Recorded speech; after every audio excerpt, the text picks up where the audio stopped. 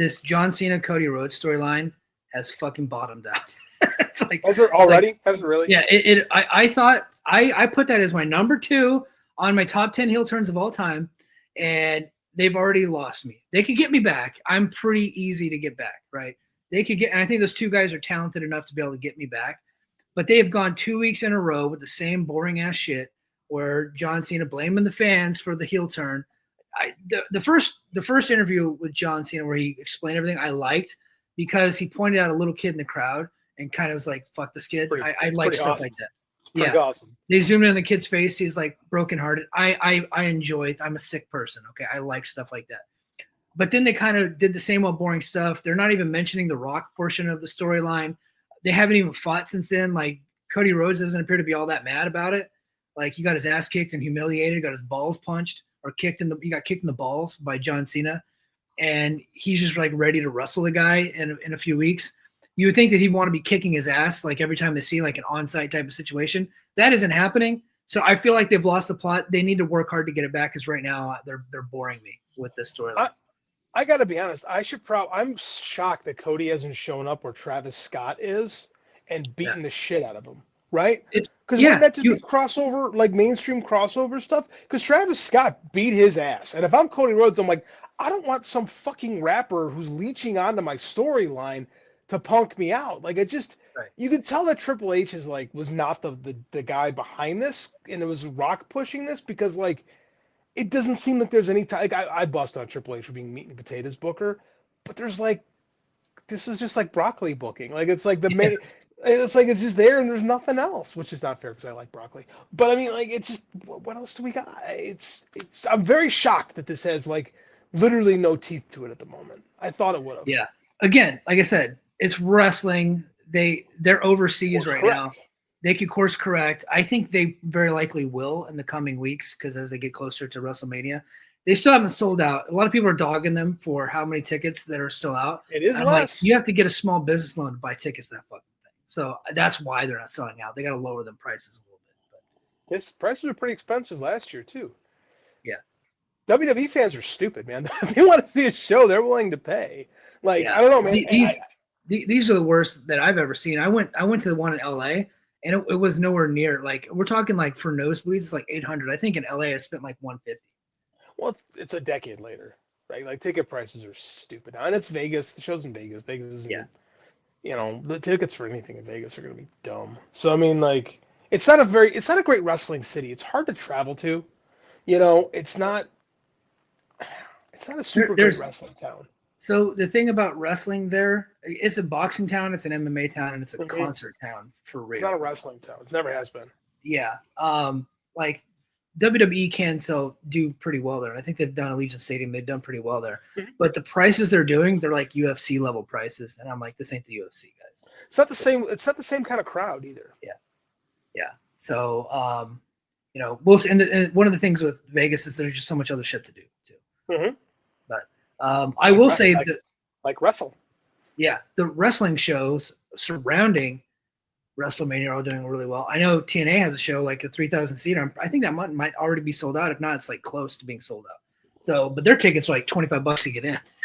So it's a great time to run a show. If you want to get people to watch your product, WrestleMania, it's like a festival, right? And it's been like that for 15 years now. WrestleMania weekend, where you get those kind of things in. I'm not surprised at all. Yeah. Tons of angles in Vegas too. All right, last topic. Speaking of WWE, it looks like AJ Styles, there's a rumor going around. I know we talked about it a couple weeks. I talked about it on Joe Lanza's show like 3 weeks ago, I think. Rumors are trickling out that AJ Styles, when his deal is up, it might be up sooner rather than later. And then when it's up, maybe a little Bullet Club reunion in AEW. The Good Brothers look like they're already posting videos wearing AEW gear. The Young Bucks posted pictures with them and the Good Brothers and AJ Styles, like old school Ring of Honor picture. They posted that recently. There's some, kind of word going around. And I think who's the guy? The fucking New York guy. Zarian. What did he say on his podcast? He said he's got they were talking about the eventual Kenny Okada, I believe. I didn't listen to the show, but I believe they're talking about the eventual Kenny Okada match they're building for All In. And he's like, I got something like it's going to be phenomenal.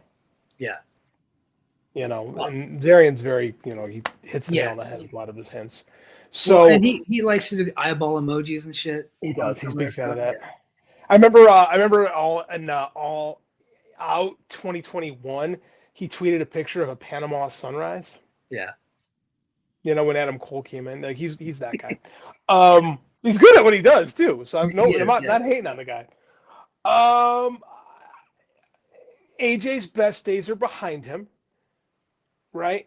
True, but still really good. But he's still really good, and I do think there is mileage in the Bullet Club has been so watered down in New Japan, but if you notice, they stopped calling Bang Bang Gang Bullet Club a long time ago. Like, it hasn't been Bullet Club Gold for a long time. So I do think there is some leverage to play out in a Bullet Club reunion in AEW. Yeah. I don't know where it goes because reunions typically aren't great in wrestling. So my immediate instinct is to go, but it is a new place. Like, they didn't do it in AEW. Like, there's never been a true Bullet Club in AEW specifically. So maybe this can be an exception to the rule.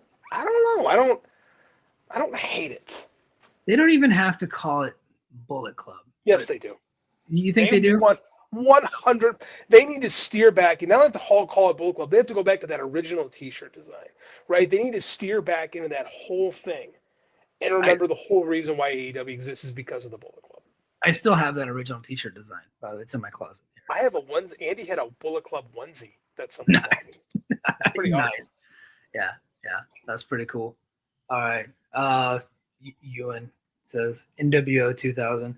You know, it wouldn't because Bret Hart replaced Hulk Hogan and Jeff Jarrett was in that, and then you had the Outsiders. This would be NWO 2002 with Hulk and Hall and Nash, but those guys were shot by then.